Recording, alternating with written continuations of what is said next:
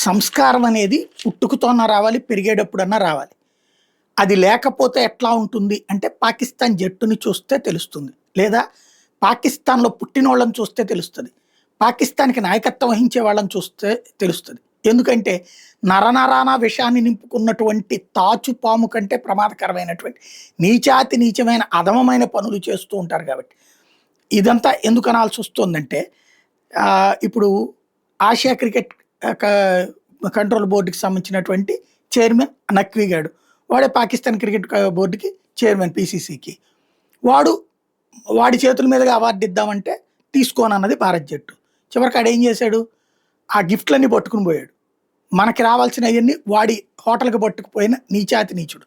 సరే అది పక్కన పెడితే, ఇందులో మరొక విశేషం ఏంటి అంటే వాస్తవంగా భారత్ జట్టు తీసుకోదని తెలుసు. తెలిసినప్పుడు ఆగిపోవాలి కదా!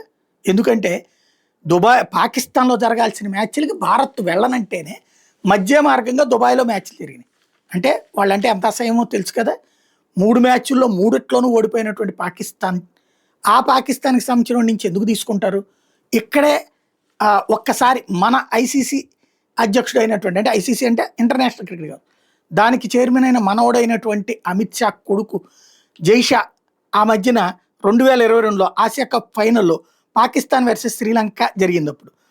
అప్పుడు ఏసీసీ చైర్మన్‌గా జైషా ఉన్నాడు. ఇప్పుడున్న ఈ నఖ్వీ గడి పొజిషన్‌లో. పాకిస్తాన్ ఫైనల్‌కి అర్హత సాధించింది. అయితే ఆ ఫైనల్ ముగింపు వేడుకలకి జైషా హాజరు కాలేదు. వాస్తవంగా శ్రీలంక గెలిచింది. శ్రీలంక అధికారే ట్రోఫీని అందజేశారు. ఎందుకంటే అక్కడ ఏదైతే పాకిస్తాన్‌తో మనకు పడినప్పుడు వాళ్ళకి మనం ఇచ్చేదేంటి అన్నటువంటి ఓ పద్ధతిలో ఉన్నాడు ఆయన. శ్రీలంకకి ఇవ్వచ్చు. కానీ ఆయన ఇన్వాల్వే కాదలుచుకోలేదు. అది బాధ్యత. పాకిస్తానుడికి కావాల్సిన బాధ్యత అది.